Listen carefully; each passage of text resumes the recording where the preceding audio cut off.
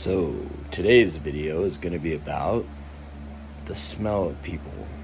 Being a cab driver for 20 years, I did smell everybody on the planet, from every culture, from every nation that's friendly with the U.S. at least. I smelled them all, and I mean, there's going to be individuals that smell worse in a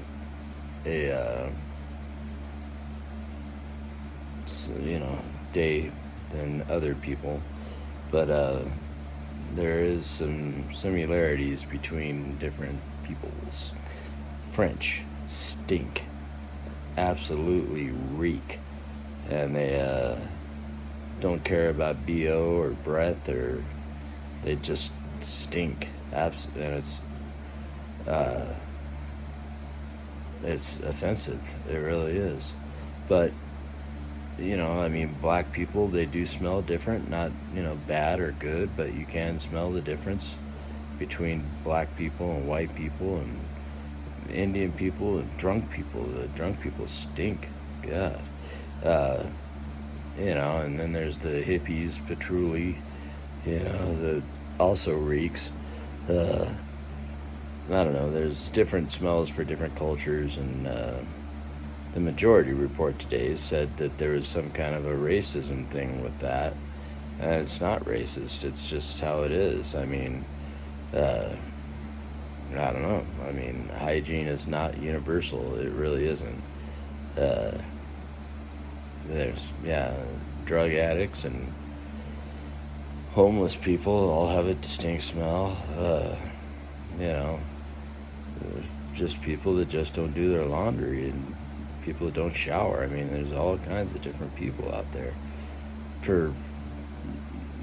There's a woman that did her thesis on racism and odors, and I guess some black people got kicked off of a plane because they smelled bad. But how do you know that that's racist? It could be that they just all smell bad. There's different things in different cultures, and I don't know. Maybe they just smell bad. It could have been racism, of course. There's racism all over the United States still, but I don't think it's always racism, you know what I mean? But, I was the kid that when my friends would say the N-word or go off on Jews or whatever, I was the one that was always like, what's your problem, Ever since I was a little kid, I was like that. It was something about me realizing that I had white privilege. That, I realized the concept of it when I was, I don't know, probably about 13 or 14, and just went, that's wrong. I was the one that recognized that there was only one black family living in the white suburbia around us. And in grade school before that, there was no black people, just none. But, I was raised in Southern California in the suburbs, and it seemed like all my friends were racist.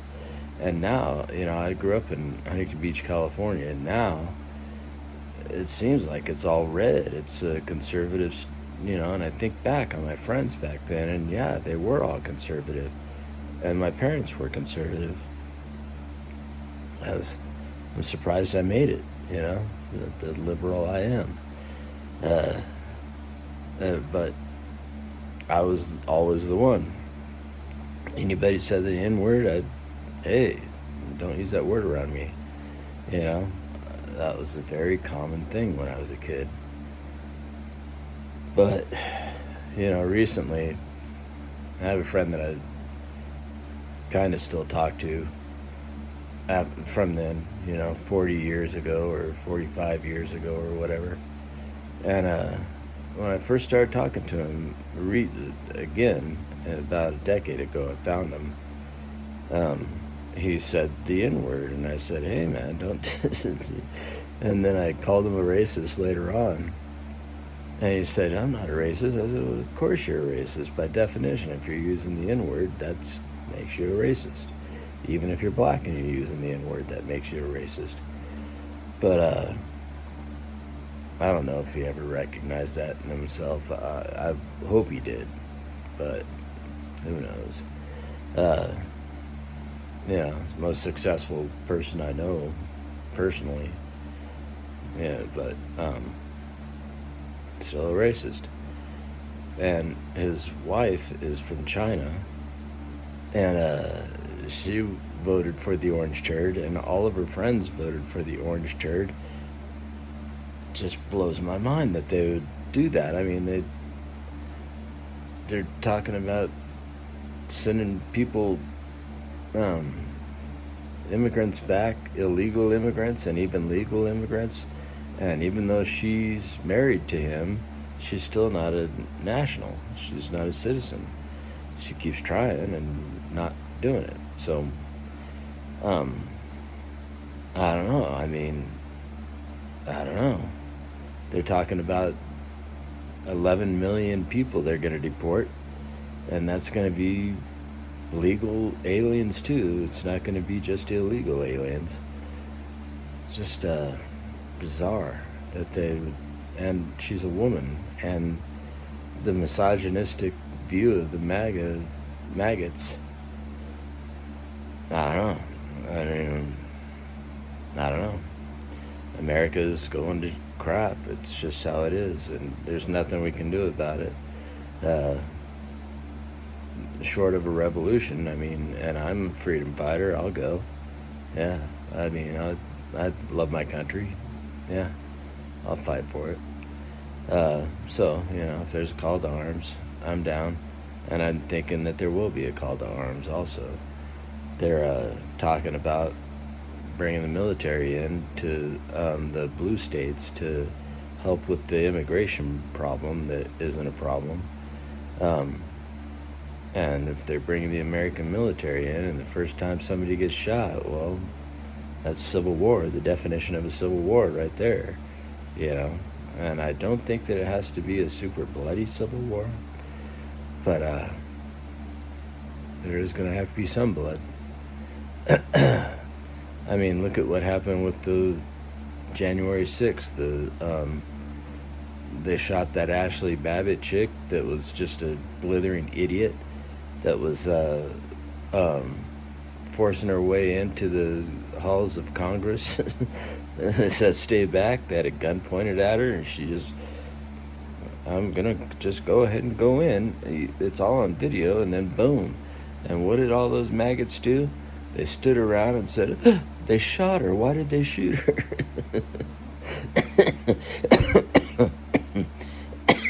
Excuse me.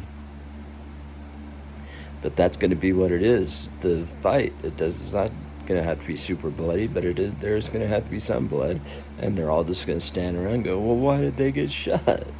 The military is based on the North, the liberals, and if you look at it, the American military is the most liberal society that America has. Everybody's equal going in. They're all maggots, and they all have the opportunity to go to the top. Look at Colin Powell. I mean, he was just an amazing man. He was conservative, which I just have to believe that in his heart he wasn't conservative. He was a liberal. But I mean, he was Mr. Civil Rights. He was there during 1964 when all that happened, and the military immediately adopted the civil rights. Even though it's not a perfect liberal society, it is the most liberal society America has, flat out. And we need to model all of society off of that and be inclusive and accepting of other people, and all the other equality and diversity. The DEI is what fuels America, if you really think about it. We're diverse, we're basically equal, and we're very inclusive. That's DEI, and they're trying to make that a bad thing, which is I mean, again, what authoritarians do. I think I'm just gonna have to go political. I mean, I'm at 10 minutes now, and I didn't hardly do anything. A cab. I'll still do cab stuff when I remember it, but man, where we are right now in America, just it's so sad. And every left-wing media. I mean, I watch Majority Report and I watch Dave Packman show, both on YouTube, both Monday through Friday, and even though I really enjoy both of them, they're both just polishing the brass on the Titanic. The country's going down right now. We haven't even gotten to the inauguration, and I don't know. I keep thinking in the back of my head, I wonder what SEAL Team 6 is doing right now. So, whatever. That's 11 minutes. Bye.